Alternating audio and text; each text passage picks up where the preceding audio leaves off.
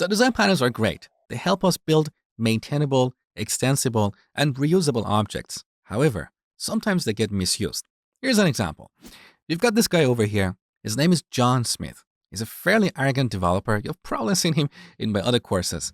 He recently learned about design patterns and started refactoring some existing code to apply these patterns. Now he feels superior to his coworkers. He feels like a superstar developer just because he learned about this state pattern and applied it in code. That is what I call abusing patterns. Remember this, every pattern has a context. It's there to solve a particular problem. And that's why I've taken a problem-driven approach in this course, so you learn and understand when and how to apply these patterns. If you just blindly apply these patterns in your code, you're going to increase complexity because you're going to end up with more moving parts. So not only haven't you solved a problem, but you actually created a new problem. You created what we call a design smell in your application. That is an application with an overly complicated design. Some people call it over-engineered.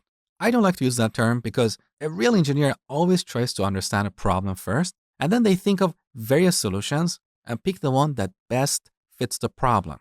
That is the definition of an engineer, at least for me. Over-engineering a solution is what code monkeys do. Programmers who blindly write code without understanding the problem they're trying to solve. As Leonardo da Vinci said, simplicity is the ultimate sophistication.